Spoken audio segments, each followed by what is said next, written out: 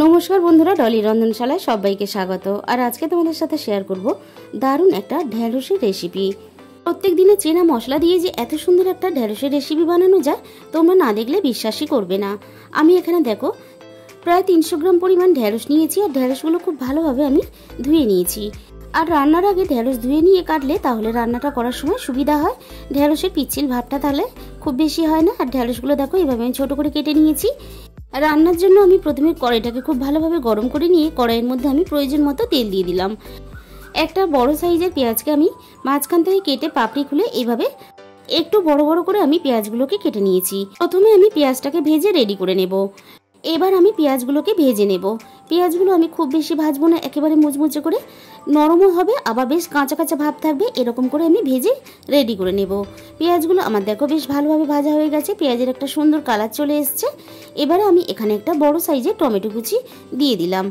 টমেটোটাও ঠিক একইভাবে পেঁয়াজের মতন একটু বড় করে কেটে নিয়েছি আমি।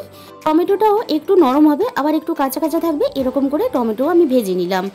আর এই রান্নাতে টমেটো আর পেঁয়াজ এরকম একটু বড় বড় করে কেটে নিয়ে ভেজে নিতে হবে। টমেটো আর পেঁয়াজ আমার খুব ভালোভাবে ভাজা হয়ে গেছে। এবার আমি সমস্ত টমেটো আর পেঁয়াজ তেলে থেকে ছেঁকে তুলে নিলাম। এবার ওই একই তেলের মধ্যে আমি কেটে রাখা সমস্ত ঢেঁড়সগুলো দিয়ে দিলাম।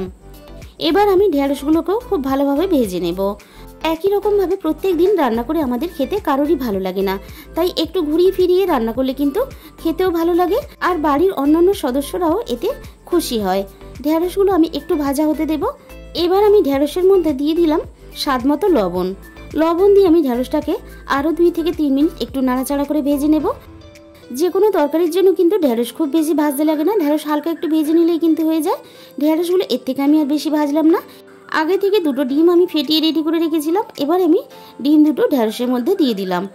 অনেকেই আছেন ঢেঁড়স খেতে কিন্তু একেবারেই পছন্দ করেন না, আর এইভাবে যদি ঢেঁড়স রান্না করে খেতে দাও তাহলে কিন্তু তারাও খেয়ে ফেলবে। ঢেঁড়স আর ডিমটা আমি একসাথে নাড়াচাড়া করে দেখো খুব ভালোভাবে ভেজে নিয়েছি। একঘেয়েমি ঢেঁড়সের রেসিপি না বানিয়ে একবার হলেও এই রেসিপিটা অবশ্যই ট্রাই করে দেখবে। ঢেঁড়সের সাথে ডিমটা ভেজে নিয়ে এবারে আমি এখানে দিয়ে দিলাম 1/2 চামচ পরিমাণ হলুদ গুঁড়ো, আর দিয়ে দেবো এখানে 1/2 চামচের একটু বেশি ঝাল লঙ্কার গুঁড়ো।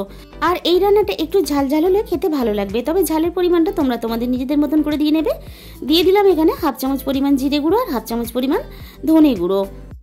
এবার আমি ঢেঁড়সের সাথে মশলাটা খুব ভালোভাবে কষিয়ে নেব। চেনা মশলা দিয়ে একটু ঘুরিয়ে ফিরিয়ে রান্না করলে কতটা টেস্টি হতে পারে তোমরা এই রেসিপিটা না বানালে কিন্তু বুঝতে পারবে না। আর এইভাবে ঢেঁড়স রান্না করলে ভাতের সাথে নয়, শুধু রুটির সাথেও খেতে ভীষণই ভালো লাগে। ঢেঁড়সের সাথে মশলাটা আমি খুব ভালোভাবে কষিয়ে রেডি করে নিয়েছি। এবারে ভেজে রাখা টমেটো আর পেঁয়াজটা ঢেঁড়সের সাথে দিয়ে দিলাম। আবারও আমি কয়েক সেকেন্ড নাড়াচাড়া করে ঢেঁড়সের সাথে পেঁয়াজ আর টমেটোটাকে ভালোভাবে মিশিয়ে দিলাম। এবারে আমি এখানে গ্রেভির জন্য দিয়ে দেব অল্প পরিমাণ জল। আর এই রান্নাটা কিন্তু আমি খুব বেশি ঝোল ঝোল করবো না, একটু মাখা মাখা গ্রেভি থাকবে, এরকম করেই আমি রান্নাটা করে নেব। তবে তোমরা যদি একটু ঝোল রাখতে চাও সেই হিসাব করে এখানে জলটা দিয়ে দেবে। ঢেঁড়স কিন্তু খুব বেশিক্ষণ সিদ্ধ হতে সময় লাগবে না, যেহেতু আগে থেকেই ঢেঁড়সটা খুব ভালোভাবে ভাজা আছে। আর তাছাড়া ঢেঁড়স কিন্তু খুব তাড়াতাড়ি সিদ্ধ হয়ে যায়। ঢেঁড়সটা যতটুকু বাকি আছে ততটুকু একটু সিদ্ধ হতে থাক। এবারে আমি একটা মশলা রেডি করে নেব। এর জন্য দেখো আমি একটা ফ্রাই প্যানের মধ্যে অল্প একটু তেল গরম করে নিয়েছি। এবারে এই গরম তেলের মধ্যে অল্প একটু গ্রেট করা রসুন বাটা দিয়ে দিলাম। গ্যাসের ফ্লেমটা একেবারে লোতে দিয়ে রসুনটাকে একটু হালকা নাড়াচাড়া করে ভেজে নেব। রসুনটা আমি এর থেকে আর বেশি ভাজবো না। এবারে আমি রসুনের সাথে দিয়ে দিলাম অল্প একটু কাসুরি মেথি। গ্যাসের ফ্লেমটা আমি এই সময় কিন্তু বন্ধ করে দিয়েছি। কাসুরি মেথিটা আমি রসুনের সাথে হালকা নাড়াচাড়া করে একটু ভেজে নিলাম। রান্নাটা আমি আবারও একটু নাড়াচাড়া করে নেব। দেখো ঢেঁড়সগুলো কিন্তু খুব ভালোভাবে সিদ্ধ হয়ে গেছে, আর পেঁয়াজ আর টমেটোটা বেশ নরমও হয়ে গেছে। আর যখন খাবে তখন পেঁয়াজ টমেটোটা মুখের মধ্যে পড়লে খেতে ভীষণই ভালো লাগে।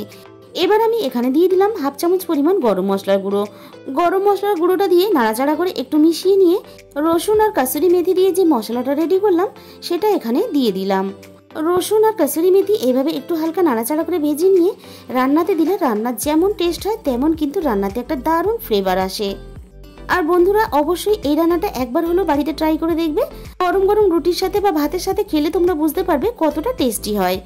আর তাহলে বন্ধুরা আমাদের রেডি হয়ে গেল ঢেঁড়স আর ডিম দিয়ে দারুণ একটা টেস্টি রেসিপি। আর আজকের রেসিপিটা ভালো লাগলে অবশ্যই ভিডিওতে একটা লাইক করো, প্রচুর প্রচুর শেয়ার করো। আর যে সমস্ত বন্ধুরা এখনো পর্যন্ত আমার চ্যানেলটাকে সাবস্ক্রাইব করোনি, অবশ্যই আমার চ্যানেলটাকে সাবস্ক্রাইব করে পাশে থাকা বেল আইকনটা অল করে দিও, যাতে আমি কোনো নতুন রেসিপি আপলোড করলে সবার আগে তোমার কাছে পৌঁছায়। আর তোমাদের মূল্যবান সময় দিয়ে সম্পূর্ণ রেসিপিটা দেখার জন্য অসংখ্য ধন্যবাদ।